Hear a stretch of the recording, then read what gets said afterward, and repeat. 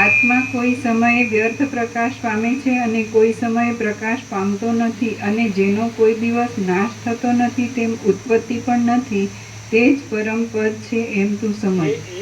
આટલો અહંકારમાં કડક થાય તમારો છોકરો, તો તમે આ જે આમ જે વસિત પ્રકાશથી તમે જે જાગ્યા, તો સામા તમે એને કેમ કાપી ન શકો કડક થઈને?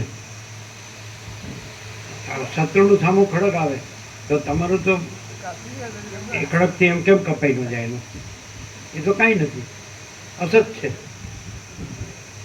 અસત અસાર દુઃખ છે, મિથ્યા નાશવંત છે, સ્વપ્ન જેવું ને કૃષ્ણના જળ જેવું છે. અને તમારું તો પરમ પ્રકાશ છે, પરમ આનંદ, પરમ શાંતિ, અનંત પ્રકાશ, અનંત આનંદ એમ શાંતિ. તો ખચાક સાલા તો સાલા કોણ આવ્યો સાલા? એ તારા બાપનું છે? તારો તું અહંકાર કરે છે એટલે ઈગો કરે છે એટલે શું છે તું? સમજે કે નથી કહેવાય? પછી ન્યાય આપણે આમ ઢીલા ટપરીએ તો શું સાંભળ્યું આપણે?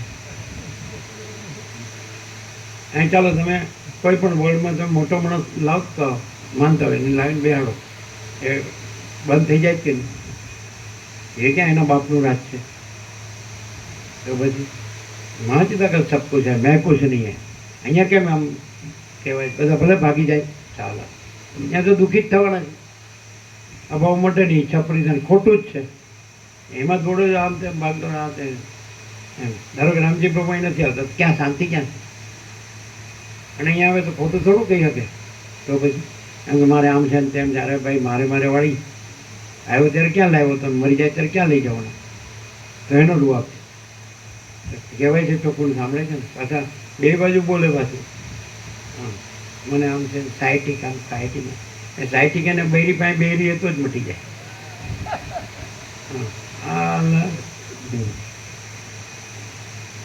અહીં કેમ અહીં ગોળ ગોળ બોલે?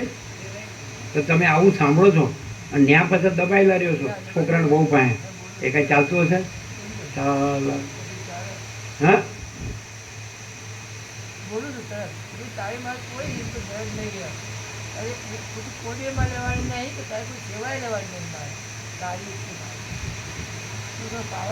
એમની પણ બધું મિક્સ હોય ને, સંસાર વ્યવહાર મિક્સ હોય ને, તો ત્યાં સુધી મજા ન આવે. આમ 0-0 કરી દે ને તો ખબર પડે. દેવું કરે તમારે કેમ ભરવું પડે? ગધા મજૂરી કરી એવું 0-0 કરી દેવું પડે કે આને મારે કાંઈ લેવા દેવું નથી, અને દેવું કરશે હું નહીં ભરું. છાપામાં આપી દે તો પાછું એમ થાય કે હું આવું આપું, હું નામચીન તરીકે વખાણે છે. અરે ભાઈ, નામચીન તો નામચીન. ચાલો કોઈ આમ ચોખ્ખું થવા માંગતું જ નહીં એવું લાગે. ત્યાં કાંઈ મિક્સ છે नहीं, साला तेरा क्या है, क्या लेना देना है?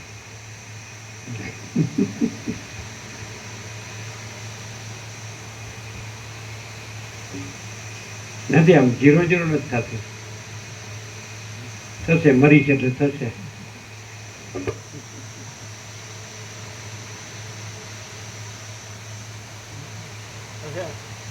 મારા માટે લોકો બોલે એ પાછું સાંભળવું હોય ને. લોકો કહે આ બાપથી ગ્રામ બનતું નથી એમ કહેતો. એટલે બીજા બધાને આપણે કેવું ગમે એમ કરીને તો આપણે કેવું બને છે? ભલે ને ગમે એવું હોય, પણ આપણે કેવું બને છે? આને લેવો નથી મળતું, બનતું નથી.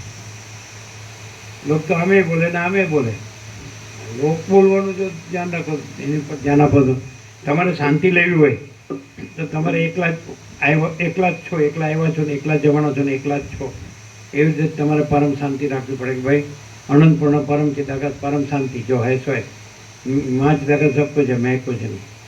અને પછી એ મેં નથી ત્યાં જ પાછું એ પોતે જ માં ચિદાકાશ પરમ કૈવલ્ય પરમ શાંતિ. આ હુંનું જ બધું આ બખેડા શું કહેવાય પેલા બોલે હતા ને પંડિતજી બરહાનપુર વાળા, એ સાલા મેં કાંઈ બખેડા શિવરા બોલે.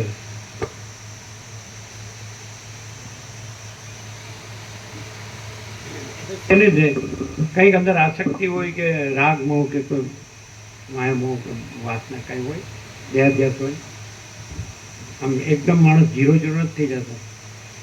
એમાં જાયા કરે છે. એમ 50 વર્ષે રાજા મહારાજા ચક્રવર્તી અઢળક રાજ્ય ભોગવો છોડીને ભોગવો છોડી વનમાં વાનપ્રસ્થમાં જતા રહેતા હતા. આ તો ડોસા ડોસી મરી ગયા સુધી છોડતા નથી. જબરું કહેવાય.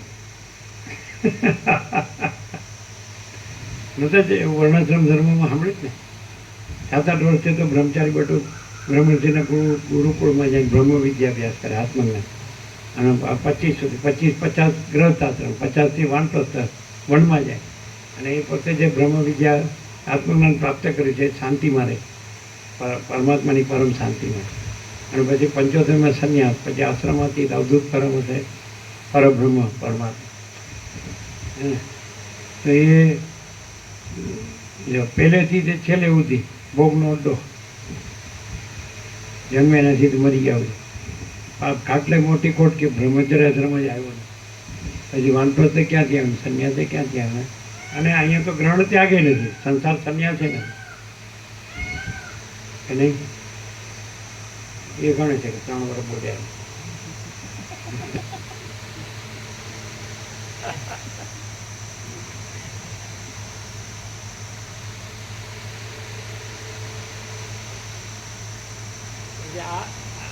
ચાલાકી શું કરે, ખાલી બ્રહ્મ ને પરમાત્મા બોલતા આવડી જાય એટલે સમજી લે કે આપણે બધું થઈ ગયું. અરે બોલવાથી કાંઈ નથી. આત્માની સાચી શાંતિ છે એમ નહીં. કોઈ દિવસ દેહાભિમાન હોય તો આત્માની સાચી શાંતિ હોય જ નહીં, અને આત્માની સાચી શાંતિ હોય તો દેહાભિમાન હોય જ નહીં. બે ક્યાંથી હોય? હું દેહ પણ છું, હું પરમાત્મા પણ છું, હું જળ પણ છું, હું ચૈતન્ય પણ છું. દેહ તો જળ છે. તો તમે છેલ્લે સુધી હજી સુધી બેસણા સુધી સંબંધો ચાલુ રાખ્યા છે તો શોખ થાય જ નેચરલ. મારો ભગવાન મરી ગયો.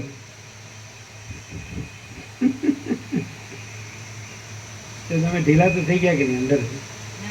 બિલકુલ.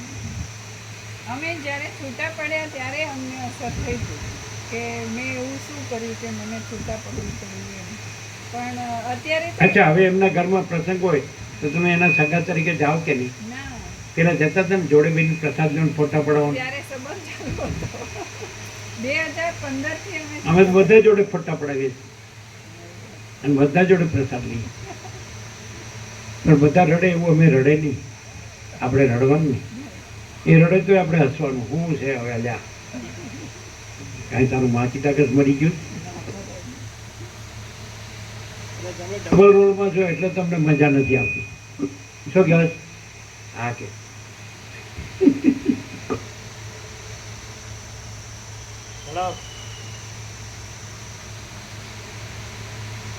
તમને ખ્યાલ આવે કે તમે અંદરથી બધું જાણો છો કે આ બધું માચીદાકાશ છે ને પરમ આનંદ ને પરમ શાંતિ છે, પરમ કૈવલ્ય, અજરામાં અખંડ વિનાશી, બીજું કંઈ છે જ નહીં, બીજું કંઈ થતું જ નહીં. એવું જાણો છો તો ક્યાં હલવાયેલા ક્યાં છો? ઇન્વોલ્વ ક્યાં છો તમે?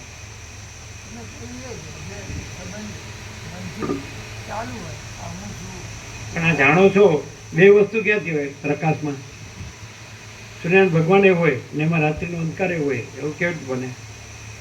ચિદાકાશ એ હોય, એમાં ચિદાભાસ ભ્રમ એ હોય. કેવી રીતે હોય?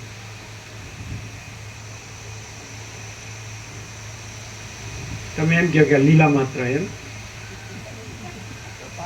હેરાન થવાનો ધંધા. ચાલો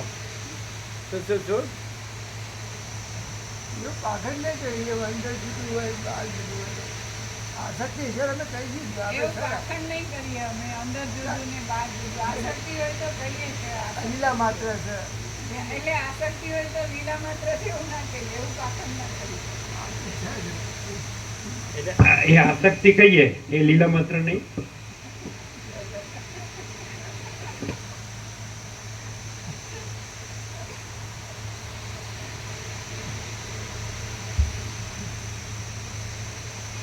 પોતાની મેળે પ્રકાશ પામતું શાંત પર તથા અનામય એવું તે પદ તે મંડપરૂપી ઘરમાં પોતાના ચૈતન્ય માત્ર સ્વભાવથી આત્માને વિશે પ્રકાશ પામે છે. આ પ્રમાણે આરંભમાં ઘનરૂપ એવા તે મંડપની વચ્ચે પણ શૂન્ય આકાશ રહેલું છે. તેમાં જગતની પ્રતીતિ થતી નથી અને જે પ્રતીતિ થાય છે તે ભ્રમરૂપ છે. બ્રહ્મનો કોઈ પણ દ્રષ્ટા નથી તો બ્રહ્મમાં ભ્રમતા કેમ ઘટે? માટે ભ્રમની સત્તા છે જ નહીં, અને જે છે તે જન્મરહિત ઉત્તમ પદ છે. વળી ભ્રમ અદૃશ્ય તથા અસત્ય છે. તેને દ્રષ્ટા અને દ્રશ્યપણાનો સંભવ નથી. આમ દ્રષ્ટા અને દ્રશ્યપણું ન હોવાથી કેવળ અદ્વૈતપણું જ છે. નાશ અને ઉત્પત્તિ રહિત જે સ્થાનક છે તે પરમપદ કહેવાય છે, અને તે સ્વયં પ્રકાશ, શાંત, આદિ તથા અનામય છે એમ જાણ. આદિ તથા અનામય છે એમ ના કહેવાય. આદિ તથા અંતથી રહિત છે એમ આવે. આદિથી તથા અનામય એવું આવે. એ તો અનાદિ છે. પાછું અનાદિ તો કીધું, પછી આદિથી ક્યાંથી આવે? અનામય બરાબર છે, પણ આદિથી તથા અંતથી રહિત, અને પછી અનામય એટલે નિર્દોષ, નિર્વિકાર. એટલે એમાં બીજું કાંઈ જ નથી, બીજું કાંઈ જ થતું નથી. જેમ આકાશ છે એવું ચિદાકાશ છે. અનંત સુધી ચિદાકાશ છે. એ પરમ આનંદ છે, પરમ શાંતિ છે, નિરાકાર નિર્વિકાર છે, અને તત્વ મહાસામાન્ય છે, અનંત અખંડ અભેદ છે, સૂર્યાતીત છે, એક જ અદ્વિતીય અનાદિ અનંત છે, અપરિચ્છિન્ન છે, અનંત સંપૂર્ણ, અનંત સર્વત્ર છે. બધું ચિદાકાશ જ છે. પરબ્રહ્મ પરમાત્મા અખંડ સચ્ચિદાનંદ, નિરંજન, નિરાકાર નિર્વિકાર.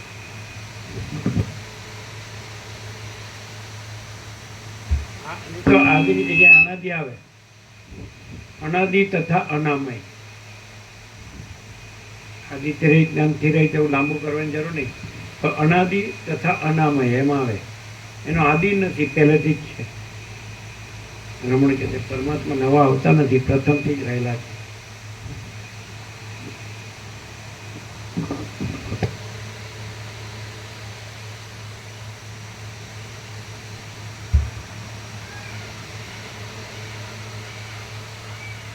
આમ દ્રષ્ટા અને દ્રશ્યપણું ન હોવાથી કેવળ અદ્વૈતપણું જ છે. નાશ અને ઉત્પત્તિ રહિત જે સ્થાનક છે તે પરમપદ કહેવાય છે, અને તે સ્વયં પ્રકાશ, શાંત, અનાદિ તથા અનામય છે એમ જાણ. મંડપરૂપી ઘરમાં સર્વ લોકો પોતપોતાના વ્યવહારને અનુકૂળ એવી વ્યવસ્થાથી ચૈતન્યરૂપ આત્માને વિશે વિહાર કરે છે, પણ તેમાં જગતનો અથવા સૃષ્ટિનો કે તુષ્ટિ લખ્યું છે.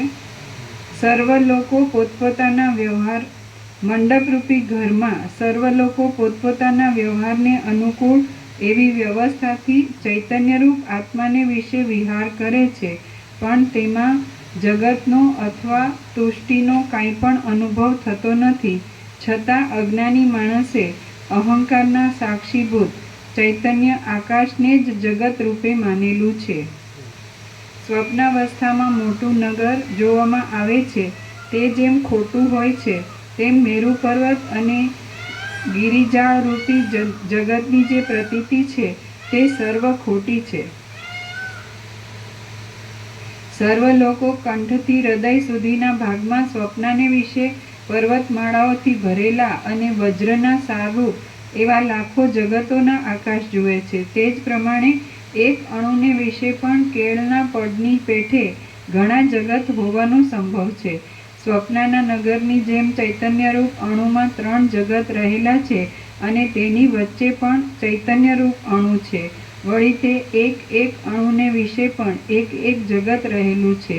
હવે હે શુભા, તે જગતોમાંના જે જગતના આ પદ્મરાજા શબરૂપે રહેલ છે, તેમાં તારી પૂર્વની શોક એવી આ બીજી લીલાદેવી પ્રાપ્ત થઈ છે. જે સમયે આ લીલાદેવી તારી પાસે મૂર્છા પામી ગઈ, તે જ સમયે તે પોતાના પતિ પદ્મરાજાના શબની પાસે જઈને ઊભી. લીલા બોલી, હે દેવી, તે દેહધારી લીલાદેવી ત્યાં કેમ કરીને ગઈ? શોકના ભાવને ધારણ કરીને ત્યાં કેવી રીતે રહી? પદ્મરાજાના ઉત્તમ ઘરમાં રહેનારા મનુષ્યો તેનું રૂપ કેવું જુએ છે તથા તેને માટે શું બોલે છે, આ વિશે તમે મને ટૂંકમાં કહો. સરસ્વતી બોલ્યા, હે લીલા, તમે જે પ્રશ્ન કર્યો તેનો હું ટૂંકમાં ઉત્તર આપું છું તે સાંભળો. તે લીલાદેવી તથા તારો પતિ પદ્મરાજા દેખાવમાં દુર્દશા ભરેલા એવા પોતાના નિર્ણાયક વૃત્તાંતને તેમજ વિસ્તરેલી એવી આ જગતરૂપ ભ્રાંતિને તે શબના આશ્રયરૂપ ઘરને વિશે જુએ છે. આ જે યુદ્ધ થયું છે તે પણ ભ્રાંતિરૂપ છે. આ લીલાદેવી પણ ભ્રાંતિરૂપ છે. આ મનુષ્ય છે તે પણ જન્માદિ વિકાર રહિત છે. આ મરણ છે તે પણ ભ્રાંતિમૂલક છે. આ આખો સંસાર ભ્રાંતિરૂપ છે. હે સુંદરાંગી, આ ભ્રમના ક્રમથી લીલાદેવી તેની સ્ત્રી છે. હે વરારોહા, એ જ ક્રમે તું પણ સ્વપ્ન માત્રની તેની સ્ત્રી છે. હે વારાંગના, જે પ્રમાણે તમે બંને તેની સ્વપ્નરૂપી સ્ત્રી છો તે જ પ્રમાણે આ તમારો પતિ પણ સ્વપ્નરૂપ છે અને હું પણ તેવી જ છું. આ જગતની શોભા પણ તે પ્રમાણે સ્વપ્નરૂપ છે. તે જગત દ્રશ્ય કહેવાય છે, પણ સંપૂર્ણ જ્ઞાન થયા પછી તે દ્રશ્ય શબ્દના અર્થનો ત્યાગ કરે છે. આ પ્રમાણે સંસારની સ્થિતિ, લીલાદેવી, તું, મરી ગયેલો તારો પતિ અને હું એ બધું ભ્રાંતિરૂપ છે, પરંતુ આત્માની સર્વવ્યાપકતાને લીધે આ પ્રમાણે આત્મામાં તે ભ્રાંતિમાત્ર સત્યપણું ભાસે છે. ભ્રાંતિમાત્ર એ પ્રમાણે મહાચિદઘનના સર્વાત્મકપણાથી આ રાજા અને આપણે એકબીજાની પ્રેરણાથી અહીં રહેલા છીએ તે જ પ્રમાણે તે લીલા રાણી ત્યાં રહેલી છે. તે રાણી પોતાના મનોહર હાસ્યથી વિલાસ કરી રહી છે. લીલાથી તેનું મુખ ચપળ છે અને નવ યૌવનથી તે શોભી રહી છે. તે ચતુર આચારથી હૃદયહારી છે, મધુર તથા ઉદાર ભાષણ કરનારી છે, કોયલના જેવા મીઠા સ્વરવાળી છે અને મધ તથા કામદેવથી મંદ મંદ ગમન કરનારી છે. કાળા કમળના પત્ર જેવા તેના નેત્ર છે, ગોળ અને ઘટ્ટ તેના સ્તન છે, સોનાના જેવું તેનું અંગ ગૌર છે અને પાકેલા ટિંડોરાના જેવા લાલ તેના હોઠ છે. જ્યારે તારા સંકલ્પરૂપ પતિની મનોવૃત્તિ વાસના તારે વિશે થઈ ત્યારે તે વાસનારૂપી લીલાદેવી પણ ચૈતન્યરૂપ ચમત્કારમાં તારા આકારે થઈને રહી. પણ તારા પતિનું મરણ થયું એટલે તરત જ પછી પતિએ તારા સંકલ્પથી તે લીલાદેવીને પોતાની આગળ દીઠી. જ્યારે માણસનું ચિત્ત અભ્યાસની દ્રઢ વાસનાથી આધિભૌતિક વ્યવહારનો અનુભવ કરે છે ત્યારે તે અનુભવથી દ્રશ્ય પદાર્થ અસત્ય હોવા છતાં સાચો હોય તેવો જણાય છે. પછી જ્યારે વિવેક અને જ્ઞાનના અભ્યાસથી આધિભૌતિક ભાવ ખોટો છે એમ જાણવામાં આવે છે ત્યારે પ્રપંચમાં રહેલા દ્રશ્ય પદાર્થો પણ બધા ખોટા છે એમ નિર્ણય થાય છે. આ પ્રમાણે તારા પતિએ મરણ સમયે પુનર્જન્મમય ભ્રમમાં વાસનારૂપી લીલાને સાચી જાણી અને તેને તારી સાથે સમાગમ થયો. આવી રીતે તારી દ્રષ્ટિએ તારો પતિ આવ્યો અને પતિની દ્રષ્ટિમાં તું આવી. ચૈતન્યરૂપી આત્મા સર્વ ઠેકાણે રહ્યો છે, તેથી તું પણ આત્મામાં રહી છે. બ્રહ્મ સર્વ સ્થળે રહે છે, તેથી જે સ્થળે ભ્રાંતિમાત્ર જેવી રીતે તેનું ધ્યાન કરવામાં આવે છે તે સ્થળે ભ્રાંતિમાત્ર તેવી રીતે તે વિક્ષેપ શક્તિએ જોવામાં આવે છે. તેમજ સર્વ ઠેકાણે સર્વ પ્રકારની શક્તિ રહી છે, તેથી જે ઠેકાણે જેવી શક્તિનો આવિર્ભાવ કરવામાં આવે છે તે ઠેકાણે તેવી શક્તિ દ્રઢ અભિનિવેશરૂપી ભ્રાંત ધારણારૂપી વાસનાના કારણથી રહે છે. આ પ્રમાણે તે બંને દંપતી જે ક્ષણે મોહથી મરણ થાય તેવી મૂર્છાની સ્થિતિમાં હતા તે જ ક્ષણે તેમને વાસનાનું જ્ઞાન થયું અને તેમને પોતાની કલ્પનાથી એવો અનુભવ થયો કે આપણા બંનેના આ બે પિતા છે તથા આ બે માતા છે, આ આપણો દેશ છે, આ આપણું ધન છે અને આપણે પૂર્વે આવી જાતનું કર્મ કર્યું છે. આપણા બેનો વિવાહ થયો તેથી આપણે એકપણાને પામ્યા. આમ થતાં તેમને આ જનસમૂહ સાચો છે એવી પ્રતીતિ થઈ. હવે સ્વપ્નમાં જોવામાં આવે છે તેમ તે બધું તેને પ્રત્યક્ષ જોવામાં આવ્યું. પછી લીલાએ ભાવથી મારી પૂજા કરીને માંગ્યું કે હું વિધવા ન થાઉં એવું વરદાન આપો. મેં પણ તેને એ વરદાન આપ્યું. એટલે જ તે પતિની પહેલાં મરણ પામી. તમે બધા ચૈતન્યના અંશરૂપ છો. હું ચૈતન્યના ધર્મવાળી છું, કુળદેવી છું, સદા પૂજા કરવા યોગ્ય છું અને મારી મેળે બધું કરું છું. પછી પ્રાણવાયુને ધારણ કરનારો તથા મન વડે ચલાયમાન થયેલો લીલાદેવીનો તે જીવ તેના દેહમાંથી મુખના અગ્રભાગ પાસેથી બહાર નીકળ્યો. હવે મરણની મૂર્છાને અંતે તે જ ઘરમાં લીલાદેવીએ પોતાની બુદ્ધિથી સંકલ્પ કરેલા આકાશમાં પોતાનો દેહ દીઠો. પછી હરિણના જેવા નેત્રવાળી, ચંદ્રબિંબના જેવી મુખ શોભાવાળી માનવતી, પતિને સુખ આપનારી, પતિ પાસેથી સુખ ભોગવવાની ઈચ્છાવાળી, મનોહર મુખવાળી અને સૂર્યના કિરણથી ઉદય પામેલી કમલિનીના જેવી તે લીલાદેવી પૂર્વ દેહનું સ્મરણ થવાથી પદ્મના બ્રહ્માંડ મંડળની વચ્ચે જઈને સ્વપ્નના મધ્ય સમયની જેમ પોતાના પતિને મળશે. શ્રી યોગ વાસિષ્ઠ મહારામાયણમાં ઉત્પત્તિ પ્રકરણનો લીલાના આખ્યાન સંબંધી પ્રતિભા વર્ણન નામનો સર્ગ 52મો સમાપ્ત. સર્ગ 53મો લીલાનો માર્ગ, પતિની પ્રાપ્તિ અને અજ્ઞાનથી આકાશગમનમાં પ્રતિબંધ. આ 53મા સર્ગમાં લીલાનો ગતિમાર્ગ તથા તેને પતિની પ્રાપ્તિ થઈ તેનું અને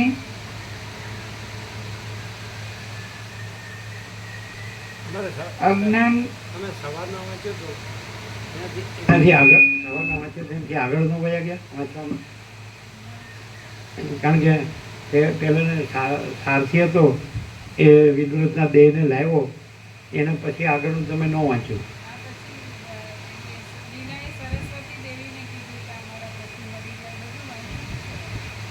પછી એને ત્યાં રાખ્યો, એ બધું વાંચ્યું. એ ક્યાં વાંચ્યું? પછી એને સરસ્વતી કીધું એને એને એને એના દેહમાંથી એના જીવને એને ત્યાંથી પ્રેરણા કરી જવાની, પદ્મના દેહમાં જવાની. એવું બધું ન વાંચ્યું.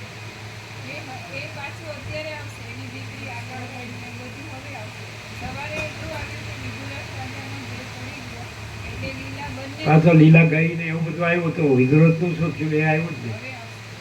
હા ચાલો.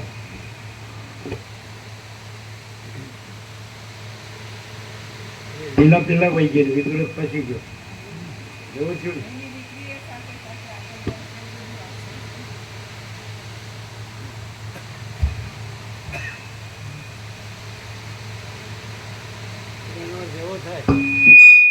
વળગેલા રહેશે ને બધા હારે નારે જવાના ને હારે નારે આવવાના, એવું ખરું.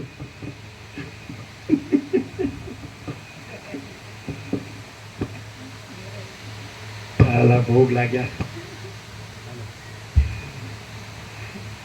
આ 53મા સર્ગમાં લીલાનો ગતિમાર્ગ તથા તેને પતિની પ્રાપ્તિ થઈ તેનું મેળ રાખ્યો. બધા સંસાર વ્યવહાર કરો છો, હું તો મારું તરફ કરું છું, એમાં જાઓ આવો છો, ખાવ પીવો છો, હા હા એ કરો છો, એટલે વળગાડ તો છે જ ને.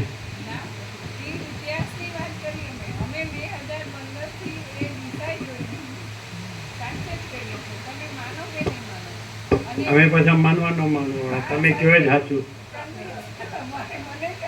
અમે એવું કામ માનીએ ન માનીએ, અમારે શું લેવા દેવા?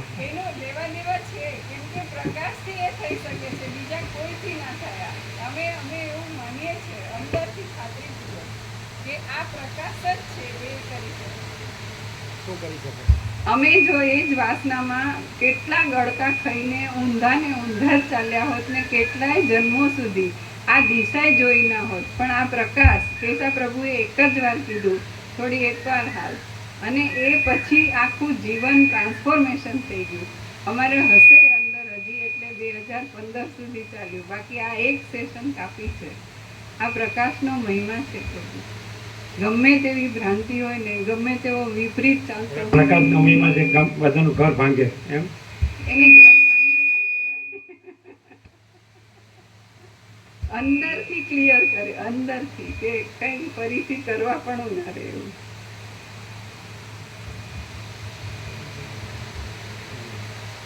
આ 53મા સર્ગમાં લીલાનો ગતિમાર્ગ તથા તેને પતિની પ્રાપ્તિ થઈ તેનું અને અજ્ઞાનથી આકાશ માર્ગમાં ગતિ નથી તેનું વર્ણન આવશે. વસિષ્ઠ બોલ્યા, આમ વરદાન પામેલી તે લીલાદેવી પોતાના કલ્પના માત્ર દેહથી જ પતિને મળવા માટે આકાશ માર્ગે નીચે બતાવેલા ભુવન પ્રત્યે જવા લાગી. આ પ્રમાણે સ્મરણથી દેહ પામવાથી ને તે આનંદમાં આવી ગઈ. તેનો કામદેવ જાગી ઉઠ્યો અને પક્ષીણીની પેઠે હલકા શરીરવાળી થઈને તે આકાશ માર્ગે ચાલવા માંડી.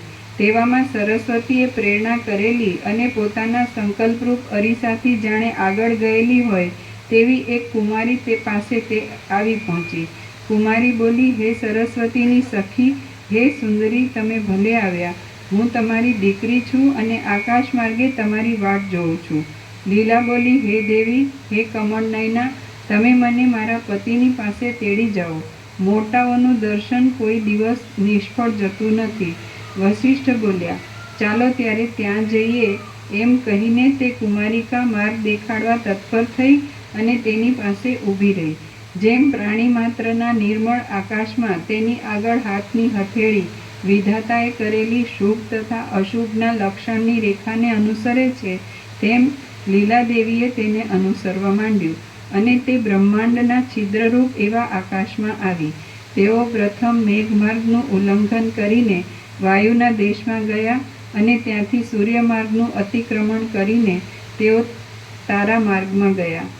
એ પ્રમાણે વાયુ, ઇન્દ્ર, દેવતાઓ, સિદ્ધલોક તથા બ્રહ્મા, વિષ્ણુ અને મહેશ્વરના લોકને ઓળંગીને તેઓ બ્રહ્માંડ ખરપરમાં પહોંચ્યા.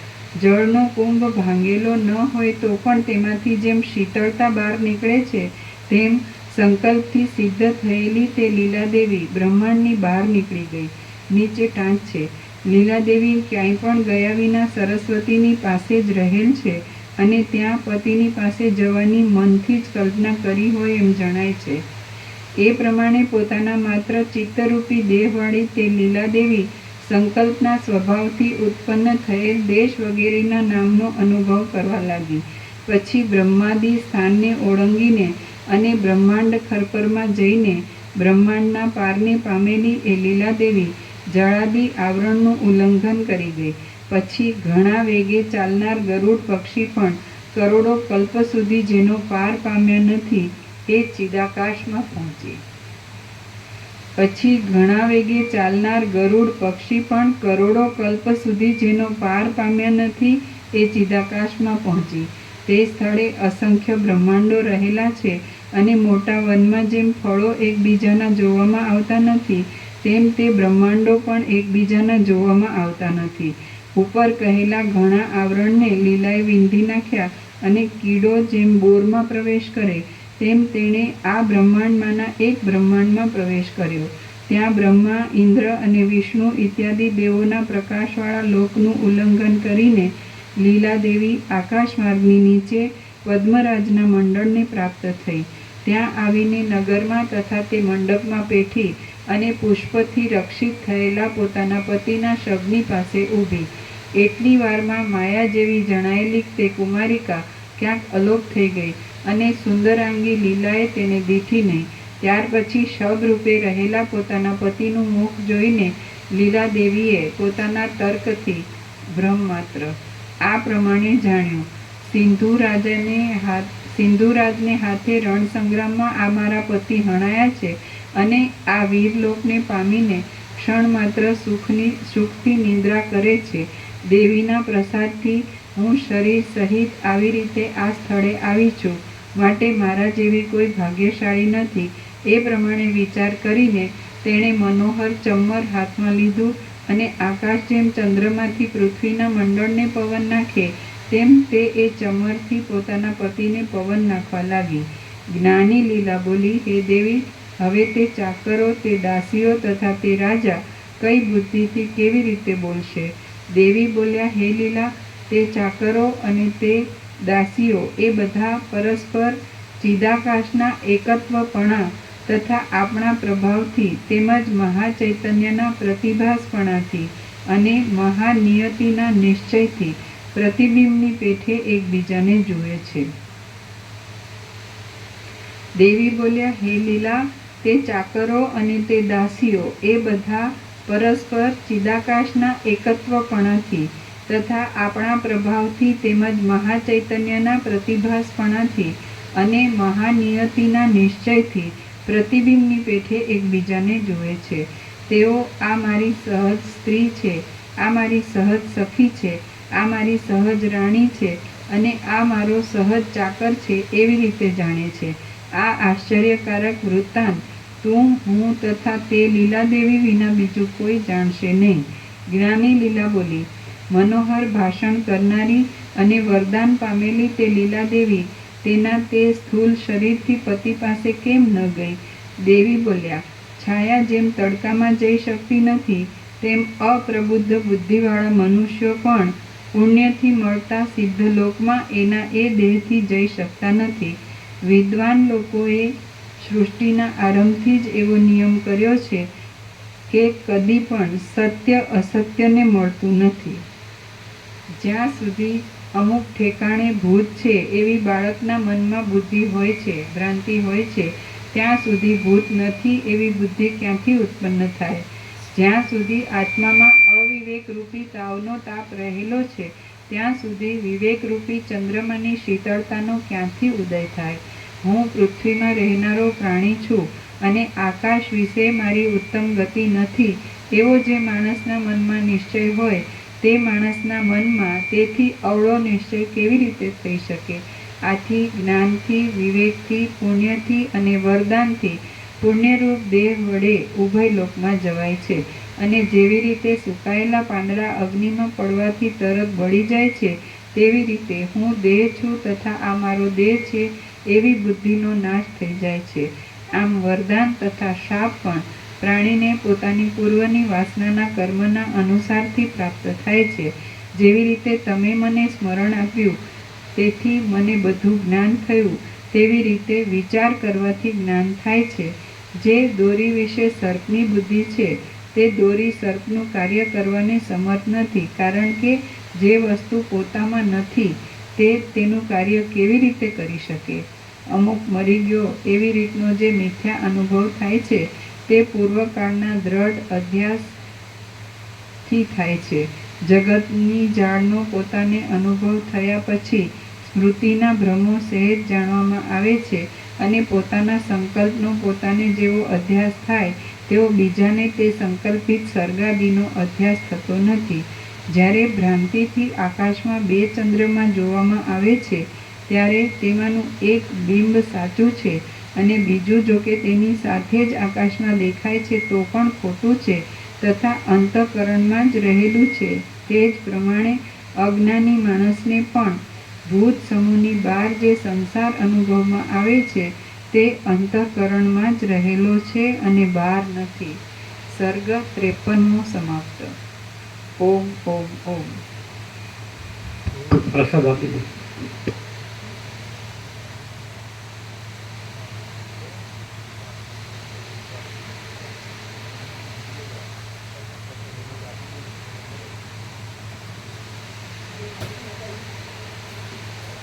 હવે લીંબુ પીવાય તો પીવાય, ફરીથી લીંબુ પીવાય અત્યારે સારું ને. એ ગોપ્રું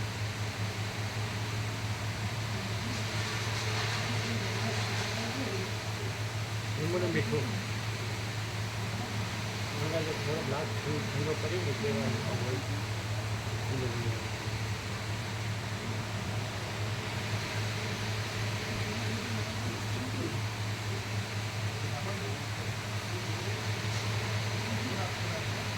એવો પ્રકાશ છે. આ બધો ભ્રમ કાંઈ નથી અને નાચી આગળ अपना शुद्ध स्वरूप है हमारा. नाची આગળ हमारा शुद्ध स्वरूप.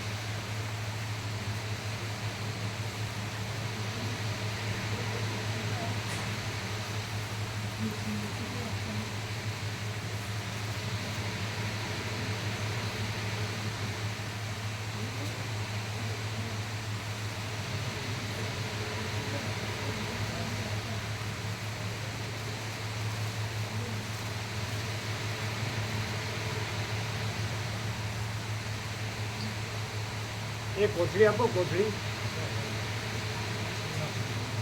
અમને રાખવા, કોથળી આપો.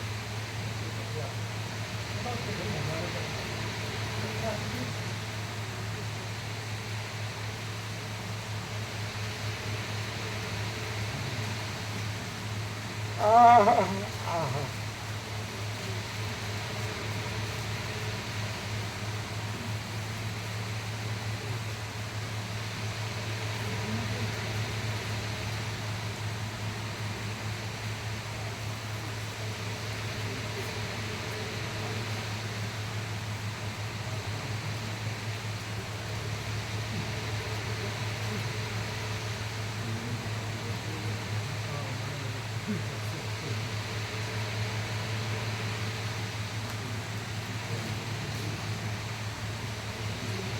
એ સિંહ વધારે જોવે છે વધારે જોવે છે સિંહ પાસે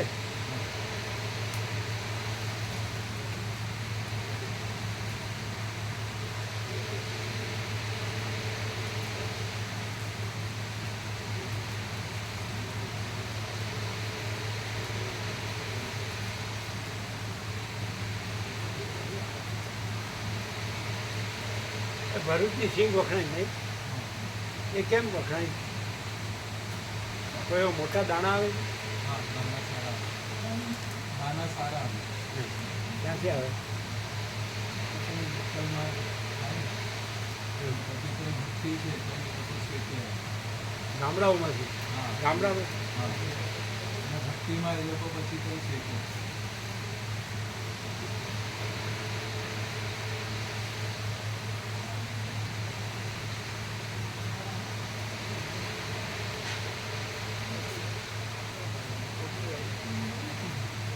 उनको सिंह थोड़ा ज़्यादा घर में प्रसाद ले जाने के लिए थोड़ा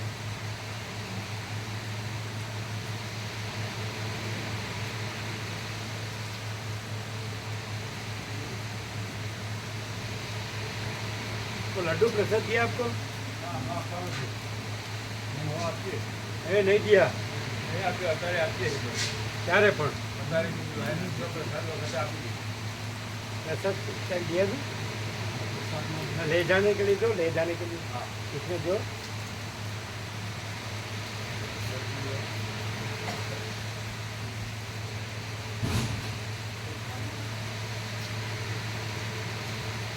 लड्डू प्रसाद ना ना ना उसका उसको हाँ वो गांधीनगर क्या घर में देगा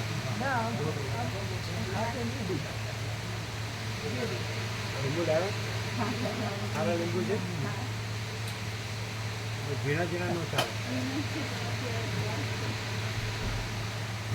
લાવો છે મીઠું લાવ્યો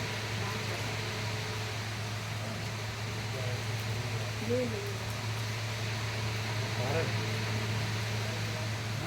સારું છે બે સારા છે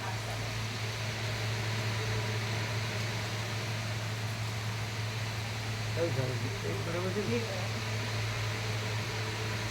લાડુ આપે લાડુ લાવું હવે ઘરે આપશે હા હા અહીંયા કાલે પ્રાણ પ્રતિષ્ઠા હતી મંદિરમાં ત્યાંનો પ્રસાદ એક કલાક તો બહુ છે જોરદાર પણ આ લોકો રેકોર્ડ બરાબર ન કર્યો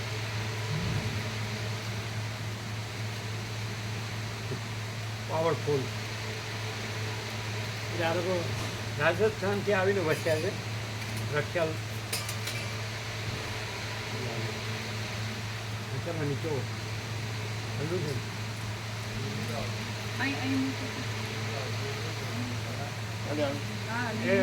એને લઈ જાઓ બે લાડુ આપો એ ઢાંકો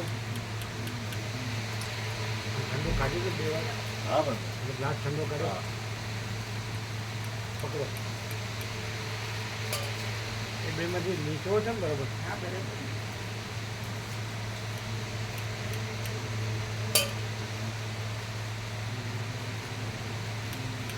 એટલે સવારે કેટલા વાગે નીકળવાનું છે અમે ચતુર્ભુજ પછી લઈ તો એને લઈ જવા પ્રસાદ આપશો કે રસ્તામાં લેવા પ્રસાદ લઈ જજો એને પ્રસાદ આપજો રસ્તામાં વાપરવા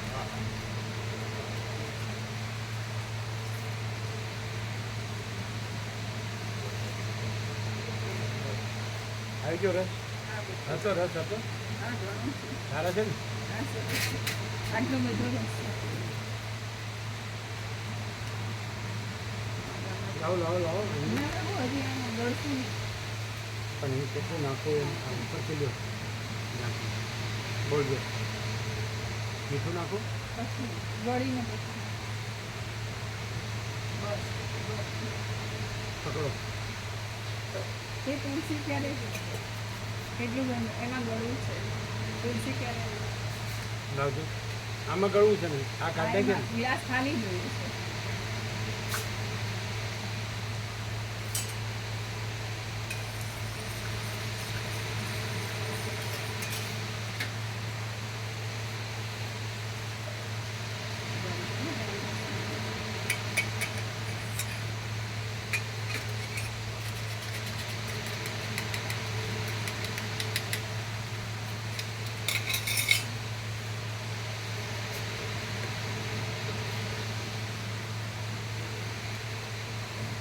નાખો જ.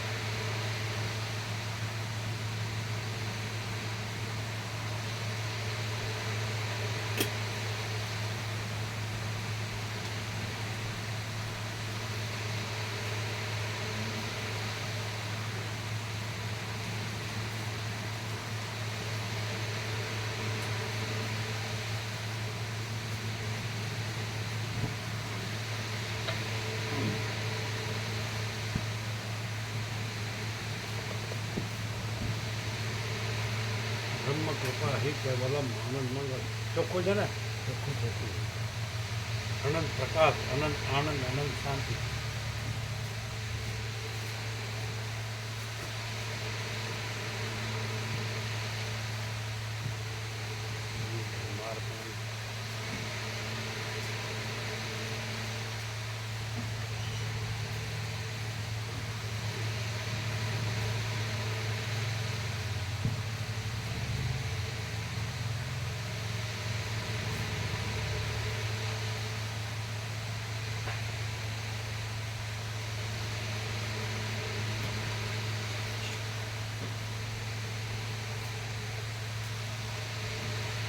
બ્રહ્મ કૃપા હિ કેવલમ આનંદ મંગલ.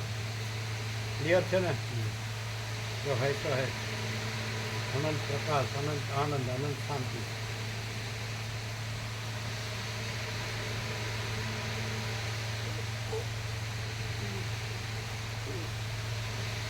તુલસી પ્રભુને ત્યાં તો તુલસી પ્રભુ બ્રહ્મવાળા આપણ અને અહીંયા શાંતિ છે. અને કહ્યું હતું એમને. અને તમે છો ને તમારે કહેવાય અમે છીએ ને તમારે જેવું જોતું હોય એવું. તમે ચારી પાડતા હોય તો ચાલી તો પાડવાના. તમારે જે જોવે, તો મળી તમારે ખીચડી જોતી હોય, છાશ જોતી હોય કે દેશી ગાયનું દૂધ જોતું હોય. અમે કહ્યું એમને કે બધો પ્રસાદ અનુકૂળ જ અને આ પ્રસાદ તમને અનુકૂળ જ છે એ લઈ જ છે બધું. બધો પ્રસાદ લઈ. પ્રસાદમાં અમુક અમુક લેતા હશે ને. ખીચડી સારી ખીચડી લેવાની. મગનો ઉપયોગ બપોરે વધારે. બધું અહીંયા હોય ને બધું. હા જે જોવે બનાવે ને. એ જ છે વસ્તુ બધું કીધું તું કહ્યું હતું એટલે હું કે કે આવી એક વાર આપવું છું તો કહ્યું કે અમે જ્યારે કહીએ એટલે કે એક વાર આવવું છે.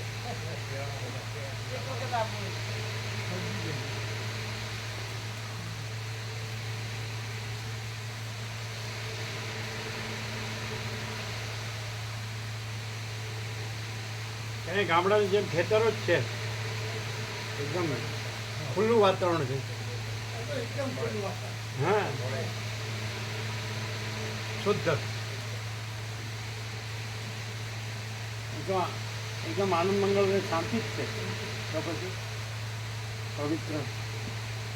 અને આ તો એમને પ્રકાશનો અનુભવ છે જ. વૈશ્વિક પ્રકાશ, અનંત શુદ્ધ ચિદાકાશ. જો હોય તો હોય.